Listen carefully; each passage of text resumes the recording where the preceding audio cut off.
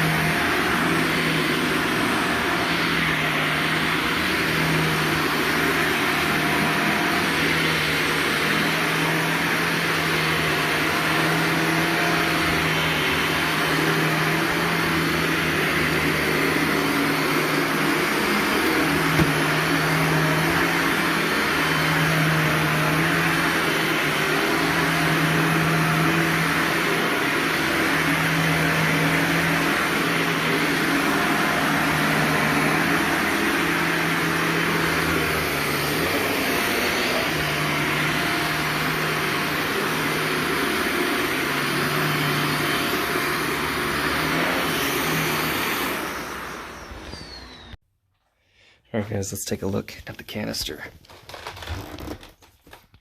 We're at the full line. There was a little bit of pet food that was on the ground. She asked if she wanted me to have her vacuum it up first, and I said no, don't worry about it. So basically a full canister. So something you guys should know and always bring up to your clients. So I didn't see this at first, but when you're in a house and you're getting ready to do something, if the client is around, bring it to their attention. But I mean, they got loose tiles. I mean, there's another one right there. You can see there's no grout in the joints. This one's cracked. Hear that hollow sound right there? This one's connected and this one's loose. So always bring that stuff to their attention when possible. And that way you're not getting yourself in trouble, because there are some times, I mean, this is pretty obvious, but there are some cases where the client is actually unaware of the pre-existing condition in their home, and then you go and clean something and get all the dirt off of it, for example, and it'll reveal some of the imperfections that are present that were actually covered up by dirt or whatever. And, you know, sometimes after you've cleaned the floor, people are now spending more time looking at the bottom of their floor because it's clean. So they're, you know, enjoying it at first, and then they start seeing things that they may not have saw in the past. So always make a note of it. Always bring it up to your clients. In this case, she left for a little bit while I'm cleaning, so that's why I'm noting it in my system, and then gonna bring it up to her when she gets back, but also have it on this video obviously, so if she has any questions I can show her that I haven't cleaned yet and that I've only vacuumed, so it is a pre-existing thing and nothing I've pulled in to the house has caused it. So just a little tip, guys, for anybody that's going out and doing cleaning on their own. If you notice something and it's right next to where you're going to be cleaning, bring it to the client's attention. That way they can be made aware of it and be like, oh man, I need to get that fixed. Or, okay, thank you for showing me, I didn't realize that was there. And then you're covered.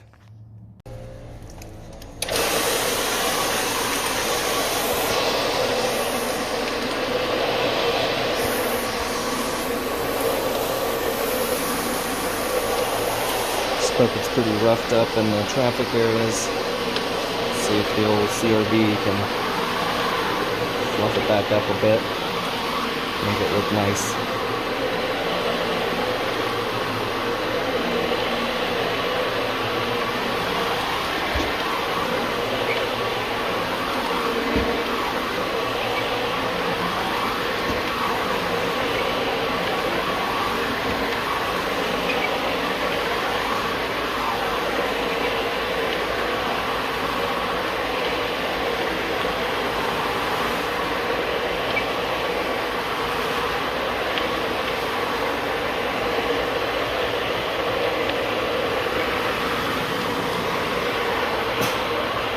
Excuse me.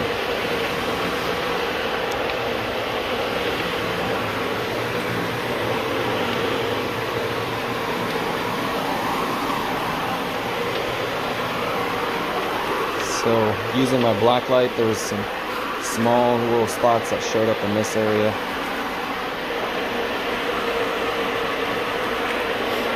Nothing serious. Room upstairs has some cut spots. Not much of anything showed up under the light, but you could definitely smell it. So it's already been pre-treated. It's unchained. And then because of the bigger dogs and this carpet, I use the product that's called Puro 2 that has some citrus in it, mainly due to the citrus. Help break up any oils from the pets,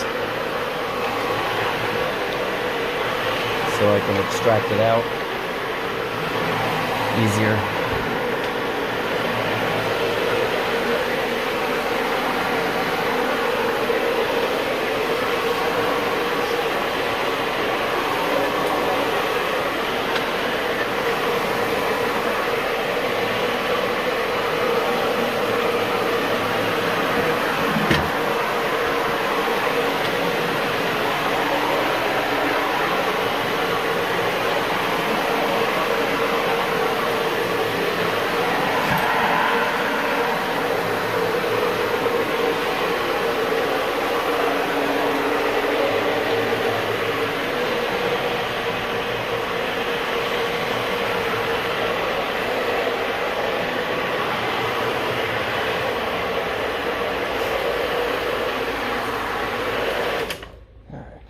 This cable out of the way. Get this side of the room.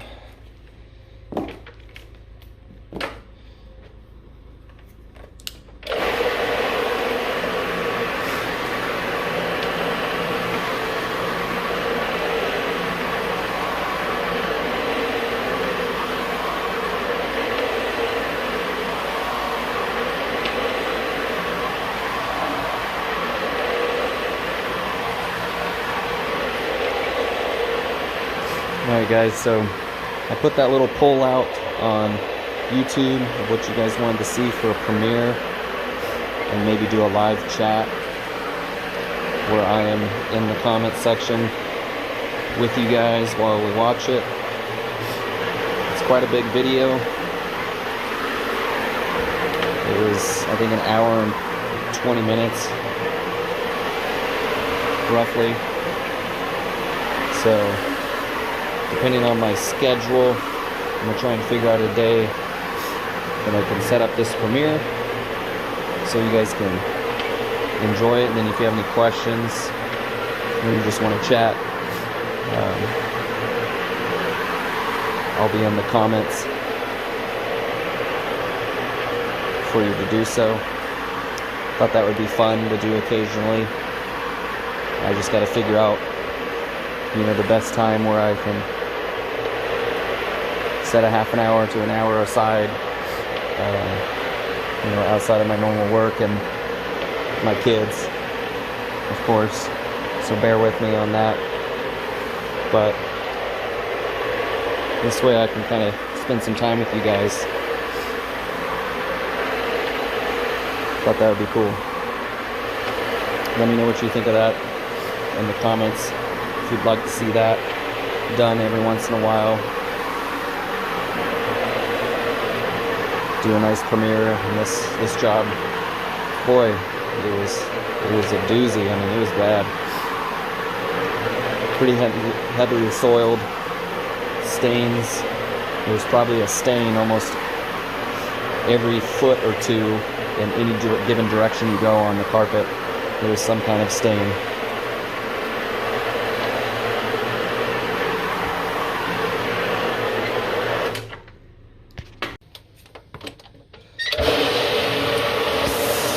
This is the room that had that staining in. Quite small of an area due to furniture.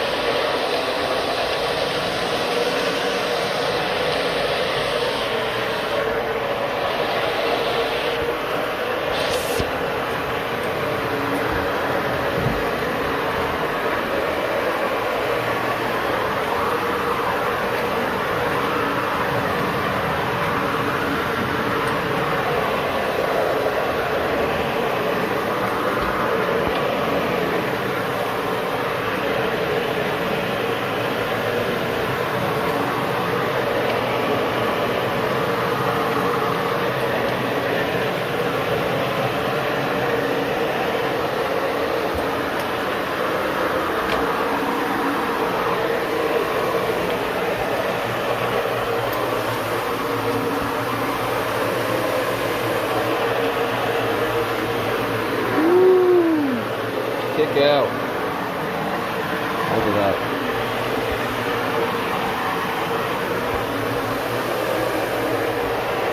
The dog was in a crate that was right here. At night, I'm assuming. And I've seen this before in other homes. The dog hung out in the crate, maybe while they stepped out real quick. And a lot of pet dander was on the side of this that I actually already vacuumed up. So, sorry about this. It's actually harder to clean a furnished room than it is an empty room.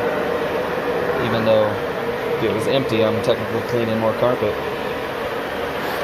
It takes just as long sometimes, if not longer, to clean an empty room as it does one like this.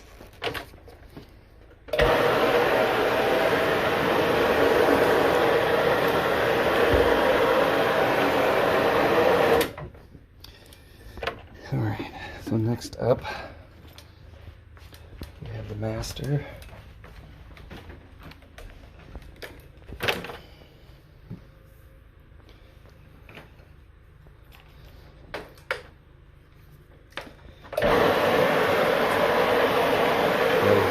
Another thing to note too is that the carpet is loose here at the edge.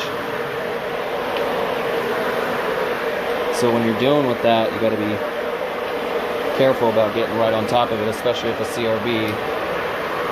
And then when you run your carpet wand be careful too that you don't have full suction tugging on that area,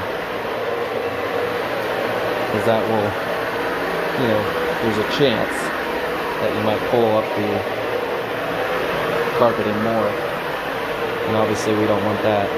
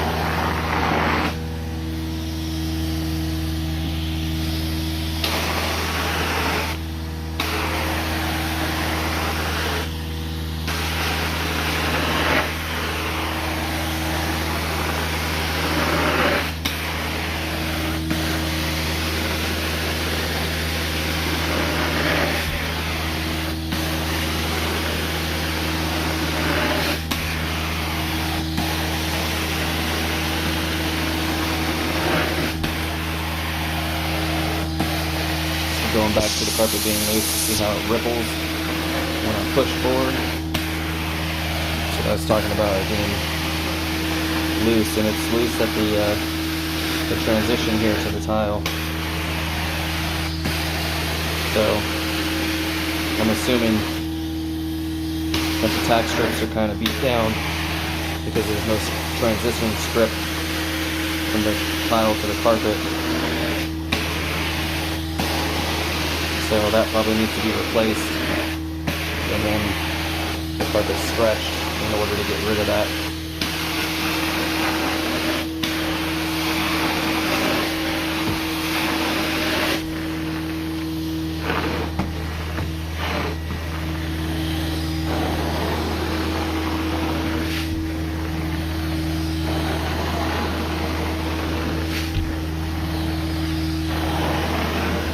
Anytime you're cleaning the carpet and it starts to ripple like that, always make note, let the client know, because if they want to get it fixed, they'll at least be aware that it's an issue.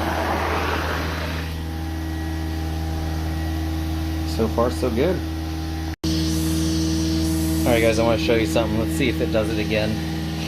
Watch the sight glass. You see how it's kind of turning yellow there?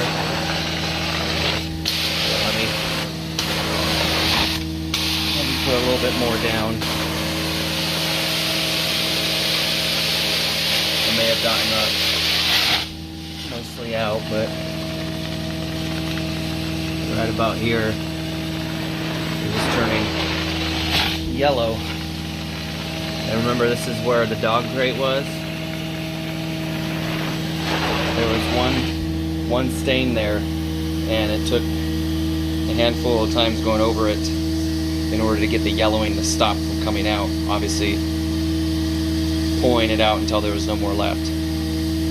So it was a small spot, but it was right underneath the crate. So this is one of those situations where it could very well be in the padding and be a reoccurring issue when that happens. So when you deal with something like this and it's a spot like that, you want to come back to it and use the subsurface tool to extract that out so you can get as much of the urine out of the carpet as you can, obviously without having to pull the carpet back. So that helps minimize future issues. Just putting the subsurface tool there and flushing it out. So that's the next step. Alright guys, so since I found that spot and I've already rinsed this area with the wand, I'm going to check it with the subsurface tool and make sure that I've gotten as much out as I can. So let's see what comes through.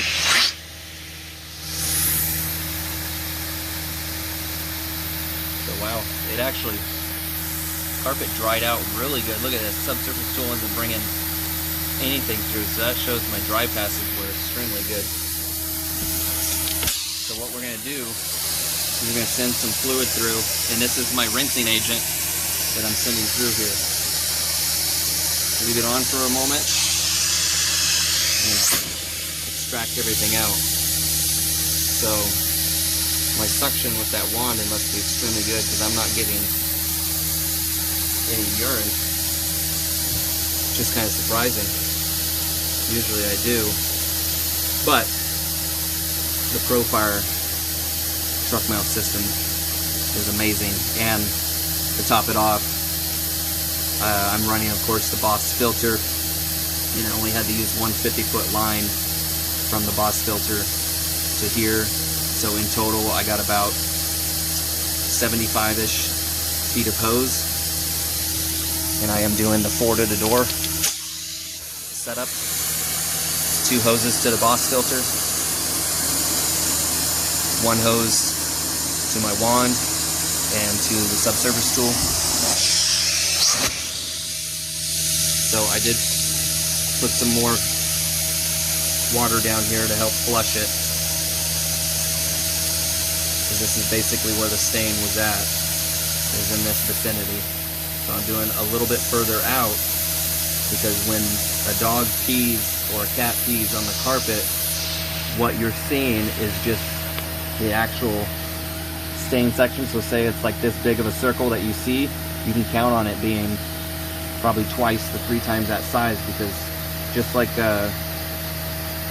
water on a piece of paper, it expands, or any other absorbent material, it'll expand across it. So you want to make sure that you're going over more than just the area that looks like it's affected. So that's why I'm doing what I'm doing. So I'm going a little further out and then treating it.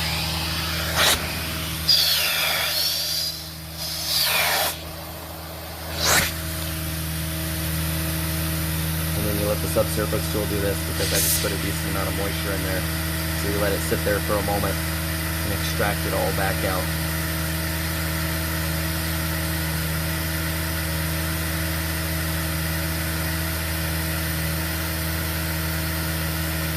So having this tool will make a big difference in your urine jobs, and even somebody dealing with a stubborn coffee stain. If they spilled a lot of coffee, this will help get the moisture out, especially if they didn't clean it up or didn't soak up much of it. This will help minimize it from coming back if they spilt a lot, because you're pulling moisture from not just the carpet, but you're getting it up from even in the padding. It's not a cure-all if it's really, really bad, but it makes a big difference. We've had next to 0 people call us saying that they notice it still, you know, coming up from the padding. So I usually tell people when it's bad to let me know if it comes back, and that if they want us to, we'll come and do another treatment. But we always obviously go over everything and suggest, you know, pad replacement, because we can only clean the carpet. For what we do, we can only clean the carpet. If there's an affected pad or subfloor, that has to be dealt with separately outside of carpet cleaning. But wanted to show you guys this, go over it again, because it's been a while for all the newcomers to the channel to understand why we do this and why we charge what we charge to do services like this. for any new clients that are watching this. This is a service that we provide to help minimize chances of having to repair or replace your padding or carpeting. We offer this service outside of just carpet cleaning. It's more of a restoration service. We're trying to restore your carpet by getting rid of contaminations. Just like if a flood happens, that's restoration. They're trying to extract all the water out and salvage your flooring. You know, if it's considered Category 1 water, that is something you don't have to replace. Category 2, if there's a lot of pee coming out of carpet, I mean, there's always a chance it's suggested you want to replace it. And then Category 3 is an instant rip out. That is like sewage water from your toilet overflowing and stuff like that, and backing up into your carpeting and floors, other floors, based on the class I took for restoration and my previous experience. That's basically, in a nutshell, what would be done.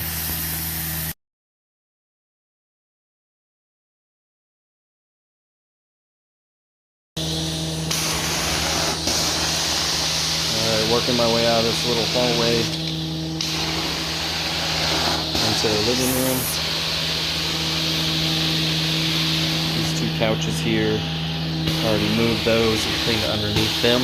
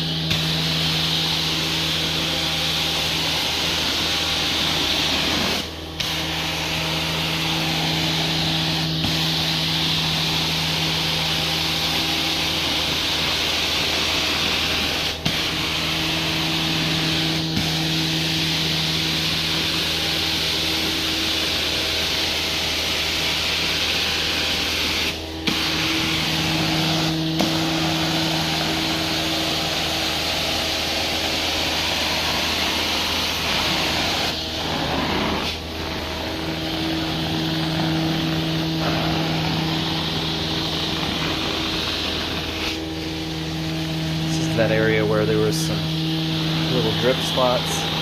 So far I'm not seeing any yellowing pop through the sight glass, so that's good news.